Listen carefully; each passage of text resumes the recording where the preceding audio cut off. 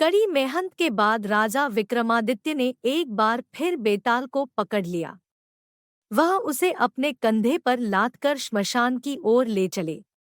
रास्ते में बेताल ने राजा को एक नई कहानी शुरू की और बेताल बोला, एक बार की बात है, काशी में एक राजा था जिसका नाम प्रताप मुकुट था। उसकी एक संतान थी जिसका नाम वज्रमुकुट थी। एक दिन वज्रमुकुट दीवान के बेटे के साथ शिकार करने जंगल गया। काफी घूमने के बाद उन दोनों को एक तालाब दिखा जिसमें कमल खिले थे और हंस उड़ रहे थे। दोनों दोस्तों ने वहां रुककर तालाब के पानी से हाथ मुंह धोया और पास ही बने महादेव के मंदिर में दर्शन करने चले गए। दोनों ने अपने घोड़े मंदिर के बाहर ही बांध दिए। फिर जब दोनों दोस्त दर्शन करके मंदिर से बाहर निकले तो उन्होंने देख कि तालाब में एक राजकुमारी अपनी सहेलियों के साथ स्नान करने आई है।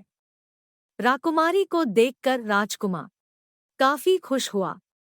राजकुमार और राजकुमारी दोनों एक दूसरे को देखकर मोहित हो गए, जबकि दीवान का बेटा वहीं एक पेड़ के नीचे आराम करने लगा। राजकुमार को देखते ही राजकुमारी ने बालों में से एक कमल का फूल निकाला, कान से लगाया, दांतों से कुतरा, पैरों के नीचे दबाया और फिर अपने छाती से लगाकर अपनी सहेलियों के साथ चली गई। उसके जाने के बाद राजकुमार काफी दुखी हुआ और अपने मित्र के पास लौटकर सारी बात बताई। राजकुमार बोला, मैं राजकुमारी के बिना नहीं रह सकता हूँ, लेकिन मुझे इस राजकुमारी के बारे में कुछ भी नहीं पता है। वह कहाँ रहती, उसका नाम क्या है? दीवान के बेटे ने सारी बातें सुनी और राजकुमार को दिलासा देते हुए बोला, राजकुमार, आप घबराइए मत। राजकुमारी ने सब कुछ बताया है। आश्चर्यचकित होते हुए राजकुमार ने पूछा, वो कैसे? दीवान के बेटे ने राजकुमार को बताना शुरू किया कि राजकुमारी ने कमल के फूल को बालों से निकालकर कानों से लगाया, यानी राजकुमारी का कहना है कि वह कर्नाटक से है। दांत से फूल को कुतरा, मतलब उनके पिता का नाम दंतावट है। फूल को पांव से दबाने का मतलब था कि राजकुमारी का नाम पद्मावती है, और फूल को सीने से लगाने का मतलब था कि अब आप उनके हृदय में बस चुके हैं। यह सब सुनते ही राजकुमार बहुत ज्यादा खुश हो गया। खुश होते हुए राजकुमार ने दीवान के बेटे से कहा कि मुझे कर्नाटक जाना है, मुझे वहां ले चलो। दोनों दोस्त कई दिनों तक घूमते फिरते कर्नाटक पहुंचे। जब वो दोनों राजमहल के निकट पहुंचे तो उन्हें एक चरखा चलाती बुजुर्ग महिला दिखी। महिला को देखते ही दोनों घोड़े से उतरे और उसके पास जाकर कहा, माई, हम दोनों व्यापारी हैं, हम बहुत दूर से आए हैं। हमारा सामान अभी तक आया नहीं है, कुछ दिनों में हमारा सामान भी पहुंच जाएगा। हम दोनों को बस रहने के लिए थोड़ी सी जगह चाहिए। उनकी बातें सुनकर बुजुर्ग महिला की ममता जाग उठी। उसने कहा, बेटा, इसे अपना ही घर समझो। जब तक मन करे यहाँ रह सकते हो। इसके बाद दोनों उसके घर में रहने लगे। इसी बीच दीवान के बेटे ने उस महिला से पूछा, आप क्या काम करती हैं, माई? आपके यहाँ कौन कौन रहता है? आप कैसे अपना गुजर बसर करती हैं? इन सारे सवालों का जवाब धीरे धीरे उस महिला ने देना शुरू किया। उसने कहा, मेरा एक पुत्र है जो राजा के यहाँ नौकरी करता है। मैं राजा की पुत्री पद्मावती की दासी थी। बूढ़ी हो गई हूँ, इसलिए घर में ही रहती हूँ। महाराज खाने को दे देते हैं और पूरे दिन में एक बार राजकुमारी से मिलने चली जाती हूँ। इतना सुनते ही राजकुमार ने बूढ़ी औरत को कुछ धन दिए और राजकुमारी तक संदेशा पहुँचाने को कहा। राजकुमार ने उस बूढ़ी महिला को कहा, माई, कल तुम जब राजकुमारी के पास जाओ तो उनसे कहना कि जेठ सुदी पंचमी को तुम्हें नदी के पास जो राजकुमार मिला था वो तुम्हारे राज्य में आ गया है। अगले दिन वो बूढ़ी औरत राजकुमार का संदेश लेकर राजकुमारी के पास गई। उस महिला की बात सुनते ही राजकुमारी गुस्सा हो गई। उन्होंने हाथों में चंदन लगाकर उस महिला के गाल पर तमाचा मारते हुए कहा, मेरे घर से निकल जाओ। बूढ़ी औरत ने घर लौटकर राजकुमार को सारी बातें बताई। महिला की बातें सुनकर राजकुमार चौंक गया। फिर राजकुमार के मित्र ने राजकुमार को धैर्य बंधाते हुए कहा, राजकुमार आप चिंतित न हो। राजकुमारी की बातों को समझने की कोशिश करें। ध्यान दें कि राजकुमारी ने उंगलियों को सफेद चंदन में डुबोकर गाल पर मारा है। इसका मतलब अभी कुछ दिन चांदनी के हैं। उनके खत्म होने के बाद अंधेरी रात में मिलूंगी। कुछ दिनों बाद बूढ़ी महिला फिर राजकुमारी के पास संदेशा लेकर पहुंची। इस बार राजकुमारी ने केसरी रंग में 3 उंगलियां डुबोकर बूढ़ी महिला के मुंह पर मारते हुए कहा, भागो यहाँ से। फिर उस महिला ने आकर राजकुमार को सारी बातें बताई। राजकुमार यह सुनकर बहुत दुखी हुआ। इस पर दीवान के बेटे ने राजकुमार से कहा, इसमें दुखी होने की कोई बात नहीं है राजकुमार। राजकुमारी ने कहा है कि अभी उसकी तबीयत ठीक नहीं है, तो इसलिए 3 दिन और रुक जाओ। 3 दिन बाद वो बूढ़ी महिला फिर राजकुमारी के पास जा पहुंची। इस बार फिर से राजकुमारी ने उस महिला को फटकारा और पश्चिम की खिड़की से बाहर जाने के लिए कहा। वो महिला फिर से राजकुमार के पास गई और सारी कहानी सुनाई। तब दीवान के बेटे ने राजकुमार को समझाते हुए कहा कि मित्र राजकुमारी ने आपको उस खिड़की की तरफ बुलाया है। राजकुमार यह सुनते ही खुशी से उछल पड़ा। उसने बूढ़ी महिला के कपड़े पहनकर नारी का भेष धारण किया, इत्र लगाया और हथियार बांधकर राजकुमारी से मिलने चल पड़ा।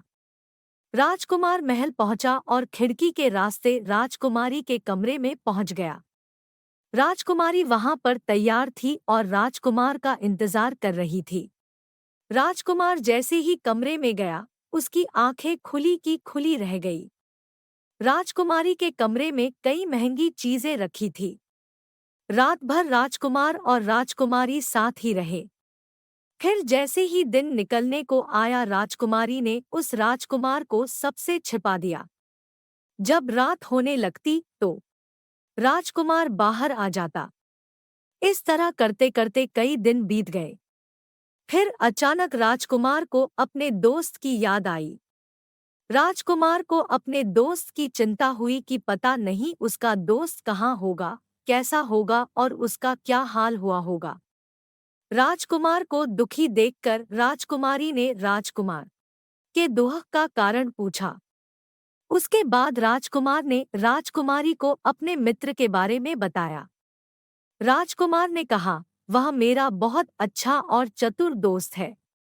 उसी के वजह से मैं तुमसे मिल पाया हूँ। यह सुनने के बाद राजकुमारी ने राजकुमार को कहा, मैं तुम्हारे दोस्त के लिए स्वादिष्ट भोजन बनवाती हूँ। तुम उसे भोजन कराकर और उसे समझाकर वापस आ जाना। फिर राजकुमार खाना लेकर अपने दोस्त के पास पहुंचा। दोनों मित्र लगभग कई महीनों से नहीं मिले थे। मिलने के बाद राजकुमार ने अपने मित्र को सारी बातें बताई। राजकुमार ने कहा, मैंने राजकुमारी को तुम्हारी चतुराई के बारे में बताया। राजकुमारी ने तुम्हारे लिए भोजन भिजवाया है। यह सब सुनकर दीवान का बेटा सोच में पड़ गया। उसने राजकुमार से कहा कि यह तुमने ठीक नहीं किया। राजकुमारी समझ गई है कि जब तक मैं तुम्हारे साथ हूं तब तक वह आपको अपने बस में नहीं रख सकेगी। इसलिए उन्होंने इस खाने में जहर डालकर भेजा है। यह कहते ही दीवान के बेटे ने उस खाने से एक लड्डू लेकर सामने बैठे एक कुत्ते को दिया। लड्डू खाते ही कुत्ते की मृत्यु हो गई। यह देखते ही राजकुमार को बहुत बुरा लगा। उसने कहा कि ऐसी औरत से भगवान रक्षा करे। अब मैं उस राजकुमारी के पास नहीं जाऊंगा। दीवान के बेटे ने राजकुमार से कहा, नहीं, अब कुछ ऐसी तरकीब निकालनी चाहिए जिससे कि हम उसे साथ में अपने घर ले जा सकें। आज रात तुम वहां जाओ और जब राजकुमारी सो रही हो तब उसकी बाईं जांघ पर त्रिशूल का निशान बना देना। फिर उसके गहने लेकर आ जाना। राजकुमार ने अपने मित्र की बात सुनी और उसके कहे अनुसार ही किया। फिर दीवान के बेटे ने योगी का भेष धारण कर लिया। उसने राजकुमार से कहा कि तुम इन गहनों को बाजार में बेच दो।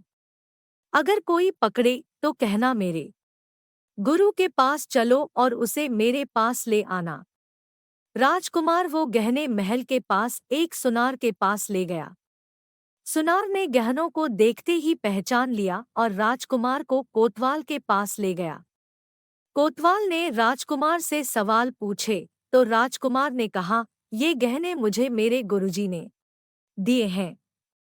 यह सुनने के बाद कोतवाल ने गुरु यानी दीवान के बेटे को भी पकड़ लिया और राजा के दरबार में ले गया। राजा ने पूछा, योगी महाराज, आपको ये कीमती गहने कहाँ से मिले? योगी का भेष धारण किए हुए दीवान के बेटे ने कहा, महाराज, मैं श्मशान में काली चौदस को डाकिनी मंत्र प्राप्त कर रहा था कि मेरे सामने डाकिनी आई।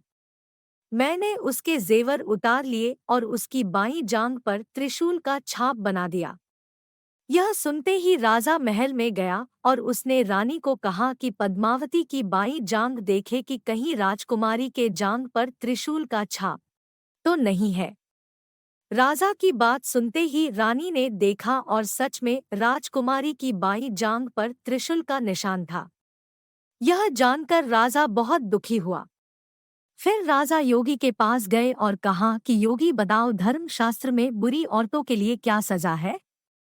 योगी ने उत्तर दिया, ब्राह्मण, राजा, गऊ, औरत, पुरुष और अपने राज्य में रहने वाले किसी से भी कोई बुरा काम हो जाए तो उसे राज्य से बाहर निकाल देना जाना चाहिए।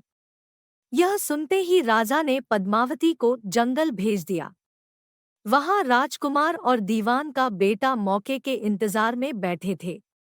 राजकुमारी को अकेला पाकर दोनों उसे अपने नगर ले आए और खुशी खुशी रहने लगे।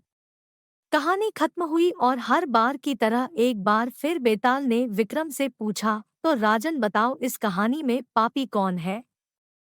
जल्दी बताओ राजन, वरना तुम्हारे सिर के टुकड़े टुकड़े कर दूंगा। विक्रम ने उत्तर देते हुए कहा, पापी राजा था, क्योंकि दीवान के पुत्र ने अपने मालिक का काम किया। कोतवाल ने राजा का कहना सुना और राजकुमार ने अपनी इच्छा पूरी की, लेकिन इस कहानी में राजा पापी था। उसने बिना सोचे विचारे राजकुमारी को राज्य से बाहर निकाला दिया। विक्रम के इतना कहते ही बेताल फिर उड़कर पेड़ पर जा लटका।